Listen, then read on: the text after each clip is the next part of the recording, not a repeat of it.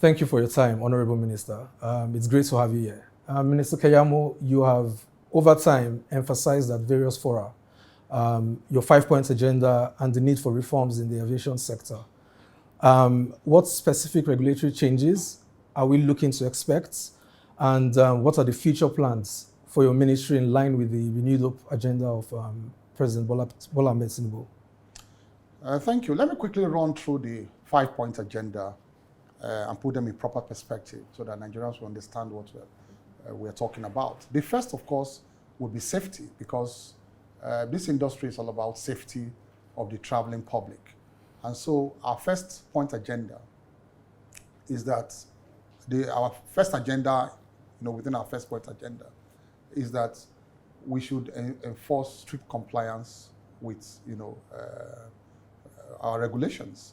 In other words, as minister, I should be able to supervise the regulatory agencies for them to strictly comply and enforce their safety standards to the extent that we move up, the ratings in ICAO, because the International Civil Aviation Organization rates you and rates a country in accordance with how they enforce their regulations, their safety standards, and all of that. So that's our first, agenda.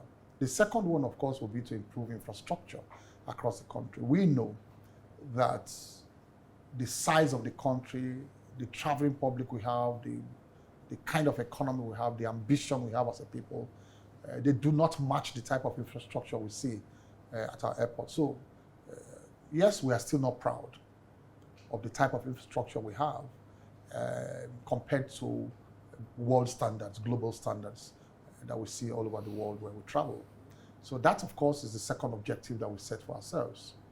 The third one would be to support our local operators. Over the years, there has been no deliberate government policy. They may have been doing it silently, but previous governments have not brought it to the fore that, look, let us have it as a focal point that we should support local operators and ensure that they survive, their businesses survive, and hold them to, at the same time, hold them to the best international standards. And if you look at the history of the aviation in Nigeria, we have very high mortality rates of airlines. I don't know whether you are old enough or those listening are old enough, but those who are old enough to know, in the last 40, 50 years, more than 100 airlines, 100 have come and gone. They just died. From Okada to Concorde to Zenith Airline to Chanchagi to Bellevue to ADC. I can keep reeling out names. They just came and died, and I began to ask the question, why did they go under? Many of them within a short period of time. And I felt it was time for government to put them in focus, how we can allow, support them to survive. And of course, the fourth one will be to enhance capacity, train and retrain our personnel within the aviation sector. Be they engineers, be them instructors, regulators, just human capacity development within the aviation sector. And of course, the fifth one will be to ramp up revenues. Not as much as imposing more burden on the traveling public, but to also plug all leakages, all loopholes, and to ensure that we maximize our potential to raise revenues. So these are the 5 areas we put in focus as we took over office, and we have been religiously, conscientiously, assiduously pursuing this 5-point agenda. And I'm sure you talked about regulation. Just to quickly say there that some of our actions you have seen recently regarding safety of Nigerian public, taking no chance. That is our policy within that. That's our own, philosophy behind that. I was just about to ask. Take no chance. I was just about to ask. So when the people say, well, in fact, some people are trying to educate me about interference, looking at the provisions of the law, and I was laughing. I said, look, do you know the law more than myself? For me, as minister, I take no chance when it comes to safety of the flying public. I am responsible to Nigerians, not to so-called experts who are in their homes. It is Nigerians. I took an oath of office to be responsible to Nigerians and to my employers. And I must serve them diligently and not to listen to rumbles coming from some corrupt elements behind me. I will not do that. So long as my push, so long as my insistence is that, look, enforce your regulations. There must be strict compliance with regulations. Make sure we are safe. So long as I am within that precinct or pushing towards that end, I've done nothing wrong. If my interference, in quotes, is to say, no, water down your regulation. Please don't ban them so much. Don't don't be too strict on them. If that is the case, then you can blame me. You can blame me. So how do you tread that fine line between what some have termed executive overreach and the independence of certain regulatory bodies? The fine line is very simple. This is your regulation. You should do this where there are concerns. Enforce it. It's as simple as that. So my duty, the fine line, again, is that, let me draw the line, it's a very thin line. My duty is not to interface with the off-takers. I call them off-takers? Yes, the eventual people who were supposed to oversee. My duty is to supervise the regulator. My duty is to supervise the supervisor and to ensure that the supervisor does what he ought to do. And so the minister should not keep quiet in the face of obvious lack of action by the supervisor. I should be able to tell the supervisor, what are you doing in the face of all of this? Do something. And the do something I'm telling you about is to save the lives of Nigerians. Who you are ultimately responsible to. You know why? You know Nigerians. If anything happens today, whose head will they call for? The buck stops at your table. It's my minister. They don't even know the DGs of these agencies. It's the minister they know. They said the minister should resign immediately. He has failed. That's what they would say. So we are facing a paradox here.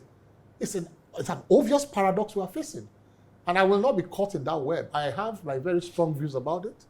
The day I leave office, they shall come and do, I won't be here forever. The day I leave office, they can come and do whatever they like, run it according to their expert ideas. But hey, the law is the law. And they will not teach me how to interpret the provisions of the law. They will not. That is my style. That is my methodology. That is why I'm not like any other minister. That's why I am Festus Keyamo, and I must be Festus Keyamo. So thank you very much, Honorable Minister. You spoke about infrastructure and building capacity for our local airlines. And it's very obvious that there are a lot of things involved, from what the airlines term to be the low pricing of tickets, which they are sort of forced into, to high costs of inputs like aviation fuel and all that. And then it's also about the commercial viability of the Nigerian aviation space. I know I've also heard you during your retreat with Mr. President, where you spoke about ensuring that our airports they're not just airports, terminals. You're talking about creating hubs. So how do we merge these two things together? And I must say something, it's impressive the work you did for Airpeace, ensuring that the United Kingdom government respected the BASA agreement between Nigeria and them.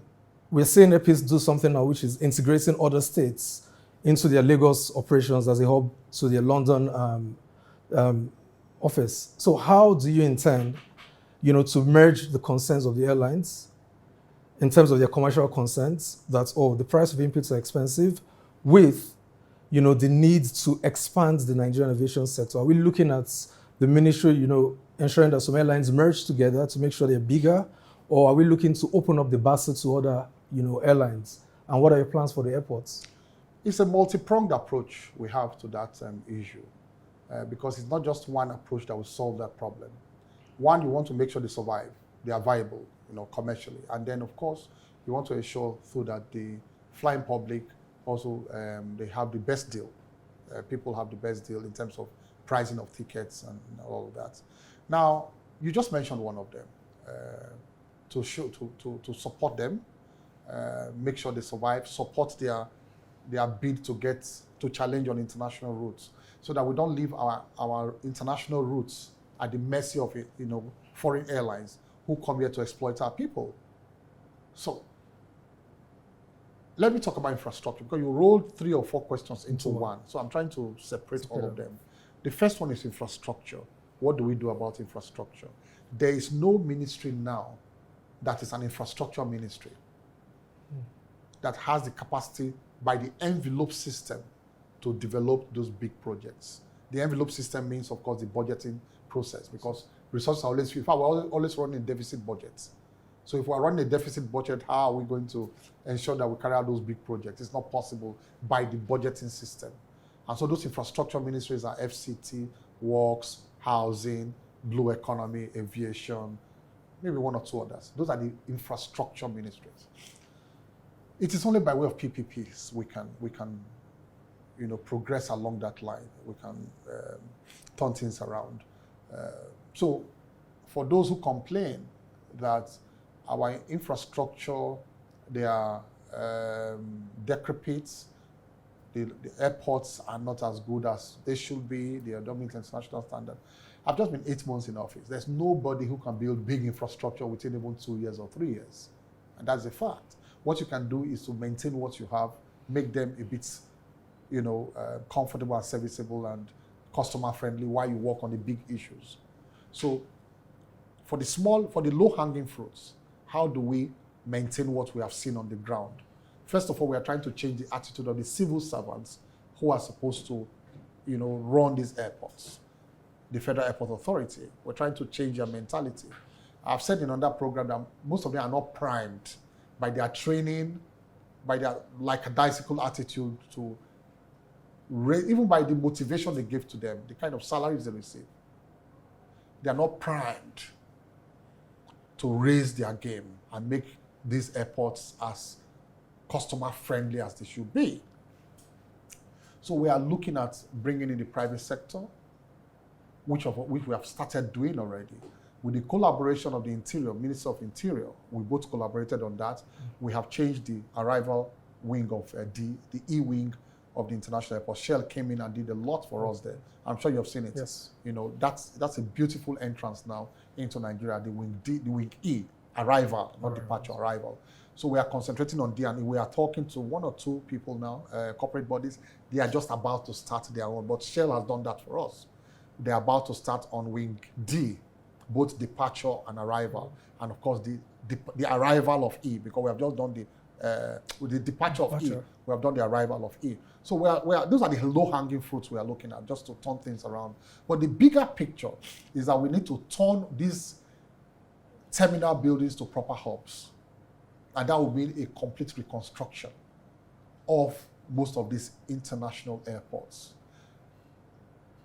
I've said before that what we have are just terminal buildings. The runway will just come, you land, you terminate, you go home. We don't have a proper hub, aviation hub, complete with an ecosystem. 5-star hotels, rails coming in, conference centers and all of that. We don't have it. Where people can even come into Nigeria, they don't have to go into the town like it happens in so many places. They stay within the Aerotropolis. They do everything they want to do, hold their conferences, everything, 5-star hotel, do their shopping, and they fly out of the country. That's a proper Aerotropolis and a proper hub we're looking at. So we're trying to attract private people to do that for us. International investors, they're talking with us. The Arabs are talking with us. The Chinese are talking with us. The Americans are talking with us. So many of these investors. We are spoiled for choice, but we'll go for the best. So we want to do that in terms of the long-term plan. I've talked about the short-term plan. That's for infrastructure. But then you now rolled it into the issue of the airlines and how commercially viable that they can be. Now, the third objective we talked about is supporting them. How do we support them? Government does not have to bring out money all the time to say, just like Obama did when he came to power, when the auto companies were going down, automobile companies are going down, and he had to bring out bailout funds. We don't have to bring out bailout funds. We can support the airlines by creating the enabling environment, by showing government's presence in their international negotiations, like we did in Airpeace. So we used Airpeace as an example on what we want to do with private airlines, to show that it's not about bailout funds. It's about government firm support to make it happen for them. And not only Airpeace, we are also doing it for other airlines now. You will see results as time goes on. We're just 8 months in office, but we'll see results as time goes on. Airpeace is just the first result you have seen, but you're going to see so many other results. And so when I came, Airpeace had been on this issue for 7 years. They couldn't break into that market. And when I came, I dusted the BASA. I said, because these BASAs, they are not negotiated by private airlines. So they don't own the routes. It's Nigeria that owns the routes, because Nigeria negotiates these BASAs. BASAs are negotiated between sovereigns, different sovereigns. So it is when you get your BASAs and your reciprocal rights, you can now give it to your local operators and ensure that they are enforced as per, the foreign entities. So we did that. We wrote several letters. We traveled back and forth because we knew that was one of the things we can use to bring down prices. The only thing that can bring down prices in any market is competition. It's not monopoly. British Airways, they have enjoyed that route for so many years unchallenged. Unchallenged. There were attempts by local airlines in the past to run the route, but they muzzled them out of the route. And that's why Nigerians were buying tickets for as much as 15 million at a point, 15, 16 million naira. Business class route, just for to and fro. So we saw that was an issue we could quickly resolve. And so we put our foot on the ground. We dusted up the BASAs. We ensured that these BASAs were respected. And by the time they had to buckle under and considered that, Airpeace could start flying the routes, we knew we had achieved something. And then, of course, you'd see the results, the immediate results that came, that prices immediately began to dip. But that's the most lucrative route we have in Nigeria. We have other routes coming up. We are looking at the American route. We are looking at the South American route. So that is even not, they are not even flying South America at all now. Nobody, but something is in the offing for us to start that route now.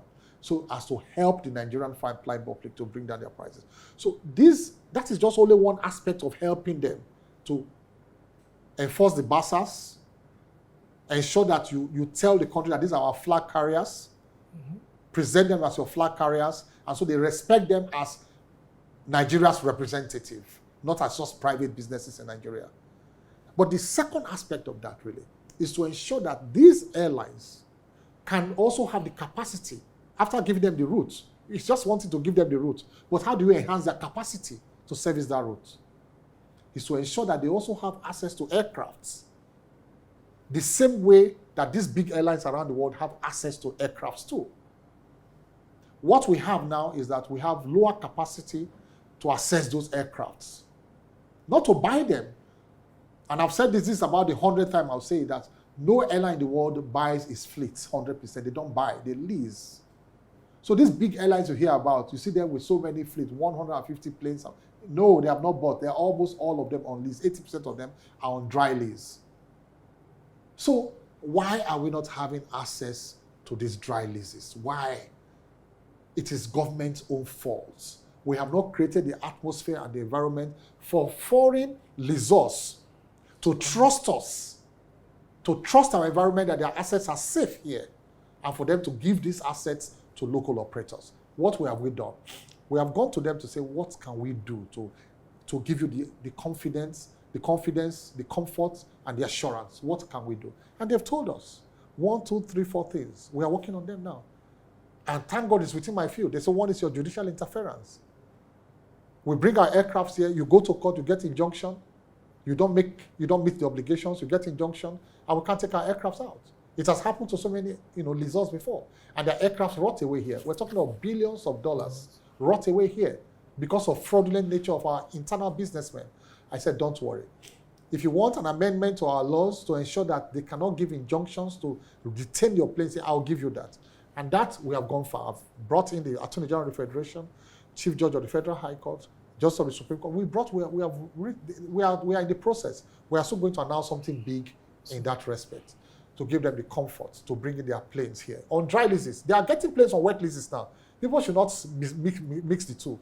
Planes are coming in now on wet leases, but that is why it is expensive, because you're talking about pricing. A wet lease is 3 times more expensive than a dry lease.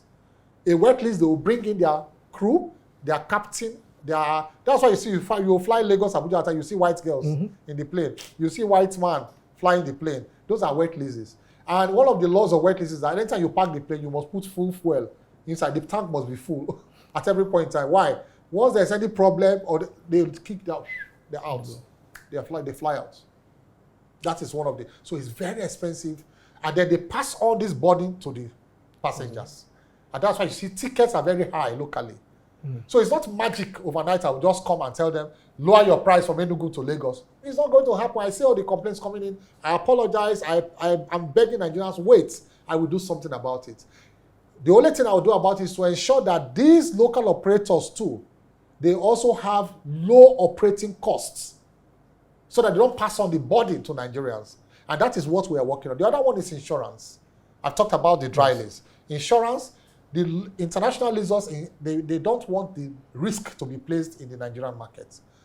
I apologize to our insurance companies because they are watching me saying this, but they don't have the capacity for that kind of big market. The risk is high. The assets are very expensive. So the international leasers say they can't place the risk in Nigeria. Meanwhile, the Nigerian commission, NICOM. Yes, NICOM says that all the risk must be placed in the Nigerian market in order to help our local insurance companies. However, if you give it to them, they go and do reinsurance because they can't carry the burden. So if you give it to them, they will now go outside the gate to reinsure because they cannot carry the burden. They don't have the capacity. And once they reinsure, it makes it more expensive. And they pass it on to the airlines, pass it on. And then even the leasers will not even agree. The international leasers say, okay, instead of that, let's do dry lease instead of ACMIs. So what do we do about that? We want to start to work on the insurance issue to appeal to them to say, look, can you, for the purpose for dry leases alone, allow them to put the risk on the international market, not on the local market, please, so that it will be cheaper, and then those will have confidence. That's what will give them the confidence to bring in their place. So it's twin issues now, just to be very clear. Insurance and, of course, the Cape Town Convention.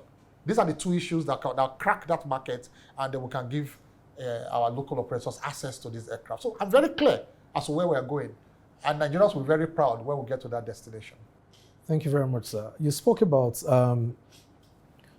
opening up the South American and North American routes, but let's look at it. We're in Africa.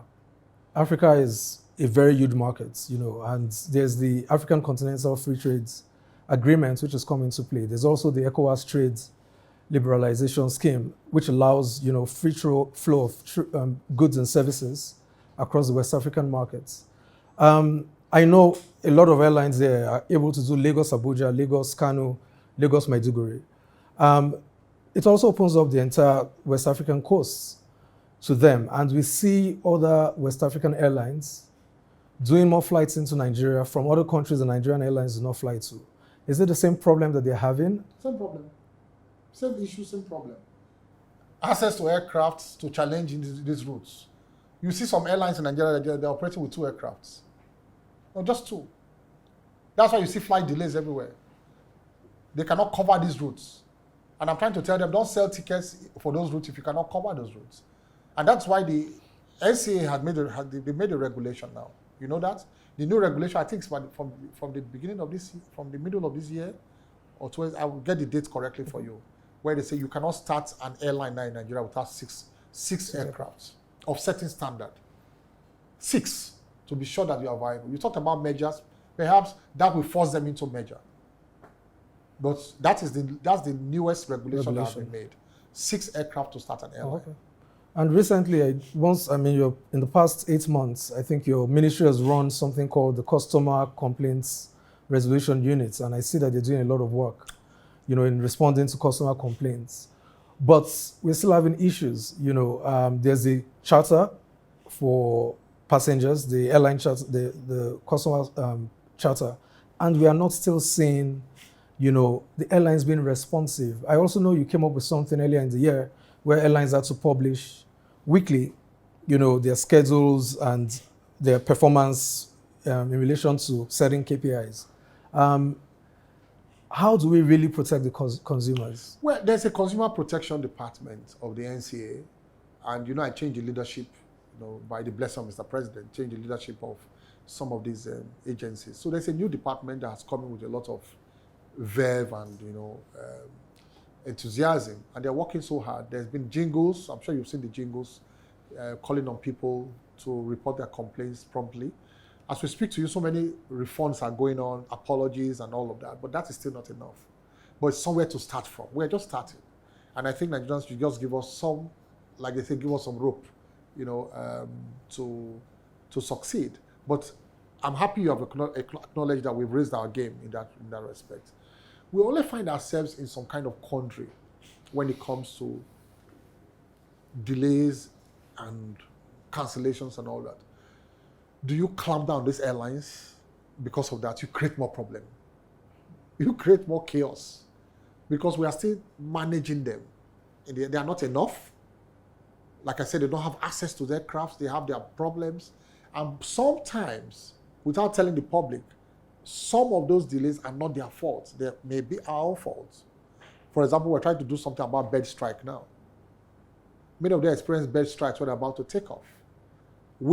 They pay taxes to us. And so we are supposed to make the air space safe for them to take off.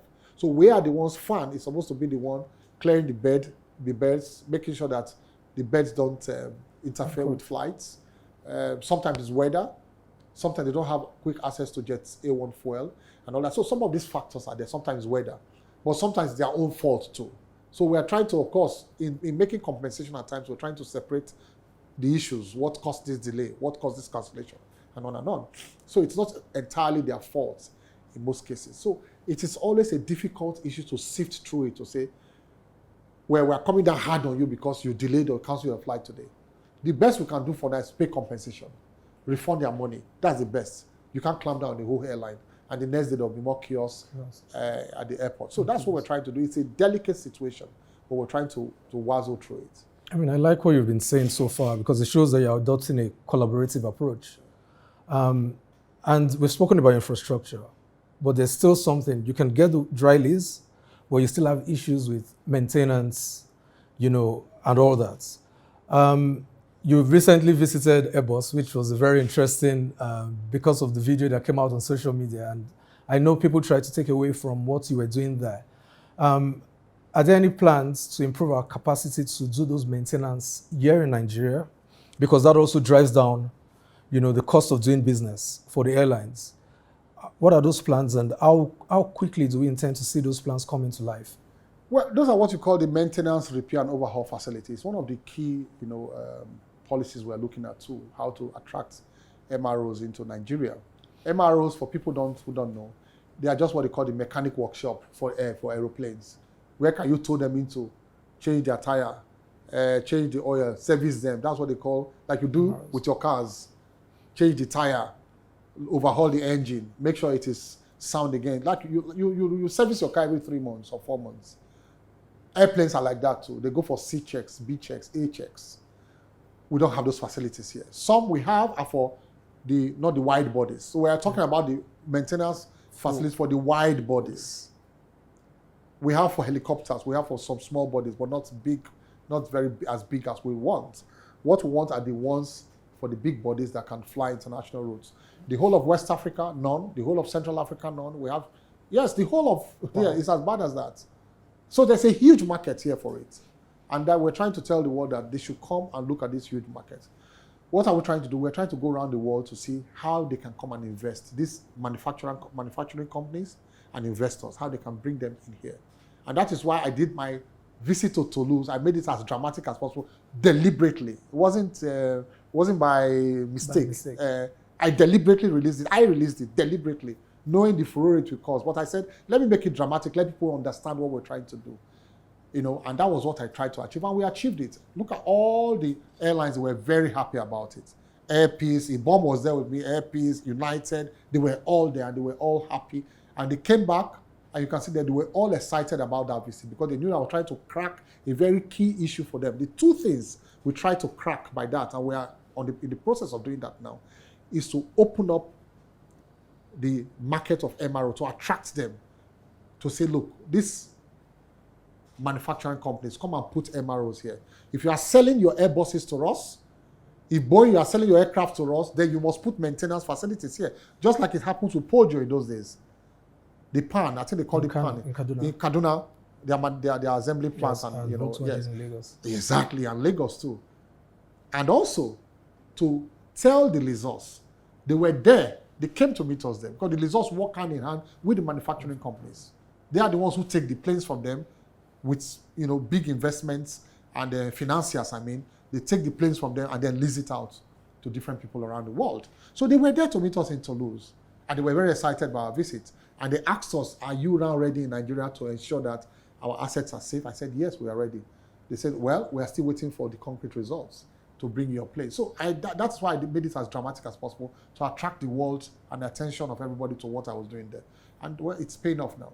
So that's the focus on that in that respect, to attract maintenance, repair, and overhaul facilities to Nigeria. It will save us FX. We won't have to look for foreign exchange to service our international obligations, to take our planes out. Some of these planes, they go and queue up for 2 months in some MRO facilities, waiting for their turn to be dragged into for C checks. I mean, that is not right in a big country and continent like ours. Once we have that here, we have achieved a major breakthrough, and we're in the process of doing that. So, Mr. President did something very interesting when he appointed you minister. He expanded the scope of the ministry from what it has always been known, which is aviation, to aviation and aerospace development. People would love to know, what are the plans on aerospace development? Does this include, you know, some space programs integration with? No space program. The space program is with Minister of Science and Technology. The aerospace is to develop the whole of the aerospace. Okay, so it's not just the terminal building. All encompassing. And that's why we have gone back to the basics now. If you look at 2024 budget, there is provision for master plans. The master plan is not to redesign the terminal building, but to redesign the whole of the Aerotropolis. So we want to do it for all our airports, but we are starting with the 5 international airports. And so our advert that will come out very soon, our advert for calling for expressions of interest will involve, of course, the master plans for our 5 international airports. We are looking for the best consultants in the world, design consultants, to come and give us some presentation as to how we can turn around, you know, the whole of the Aerotropolis for these 5 international airports, so that we know exactly in terms of development where we are going in a very conscious and deliberate manner. Not this kind of knee-jerk development we are doing all over the place now. So that once we finish with this, most likely this year or next year, you will see a clear plan as to the next 30 or 40 years development plan. We may not do it all at once, but you know that this has stage. Phase 1 will be there. Is it to put a second terminal or a third terminal or to put a second runway? You will see that design. First phase. You go to the next phase, maybe the next 10 to the next 15 years, the next 15 to 20 years. And as you are doing that, you are taking into cognizance the expansion of the traveling public. Now we're doing about 16 million. We have to plan for 40 million in the next 10, 15 years. And all of that infrastructure will take into cognizance the future expansion and the traffic too. So that's what we want to do, and that is the plan for the Aerotropolis.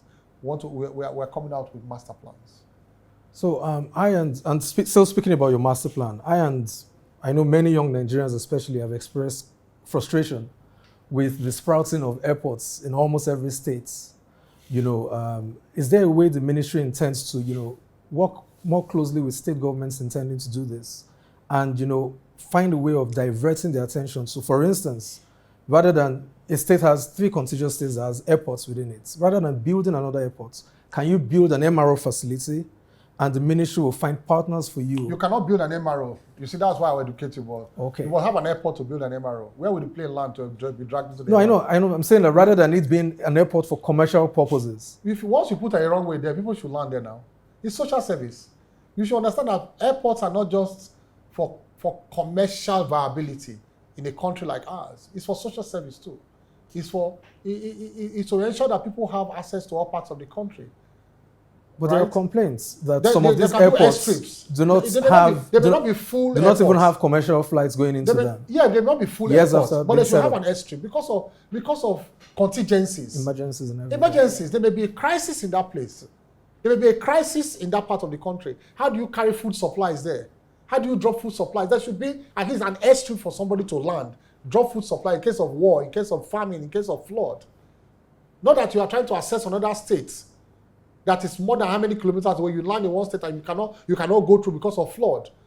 Because a bridge has broken down, you cannot reach the people with emergency facilities. So you should understand that in a complex country like ours, some of these airstrips are just for social purpose. It's social service to the people. And that's why in the new budget, we have also creation of building of new airstrips in the 6 geopolitical zones. Okay. For those states that don't have, for example, in the east, Abia does not have. Abia has no airport, has no landing strip, nothing. We put one there for them. In the whole of the southwest, Osogbo has been suffering. Osun State, Ogun has now, Ekiti has, Lagos have, but not Osun. Excuse me. So we'll put one for Osun there. So that's what we're trying to do. Okay, I like the perspective to that. So, Honorable Minister Keyamo, in December, was it November or December last year, President Bola Ahmed Tinubu met the UAE president to try to resolve, pending issues between Nigeria and the UAE with respect also to aviation. The news came out then. A lot of people felt the changes were going to happen immediately. But, those of us who understand the way government works know that there's always a process after 2 presidents at the sovereign level must have agreed on something. Can you please run us through, at a high level, what you've done so far and what the state is as of now? Are we expecting a resolution to this, anytime soon? Is there any progress being made? And how soon can Nigerians begin to, have access to fly directly to the UAE? Well, after that high-level meeting, Mr. President, credit to him, he has been the star boy of this process. He made things very easy for all of us. And we did our follow-ups as his ministers, as his foot soldiers. We have done everything. We have resolved everything. Just wait for the announcement from the UAE, and that announcement is imminent very soon. They will announce. I want to give it to them to announce the date. I know the date already. Oh, interested. Yes, I know the date, but I want to give it to them. I don't want to fall into that trap of rushing to the media, but I know the date already. But I'm giving them the preference. I'm giving them, that right to announce the date. So I expect an announcement from them very soon. So thank you very much, Honorable Minister. I know you have a little bit of a cold, and I'm really stressing your voice, but... You are stressing me. Yes, I do know that. But Nigerians, we are working for the benefit of the Nigerian people, and come rain, come shine, they expect us to work. Yeah. One question I find interesting, and this on the soft side, is that you're probably the most senior minister. No, you are the most senior minister in terms of having served, now 2 presidents, ongoing, unbroken. I would like to, and it's quite a personal question, can you run us through, what do you think? Are there any differences in their styles of governance and relating with the ministers? Wait till I write my book when I leave office. Maybe you should give us an insight. When I write my book. Okay, no wahala. You will see the 2 there. No wahala. But I also want to know, in a brief nutshell, in a summary, can you tell us your vision?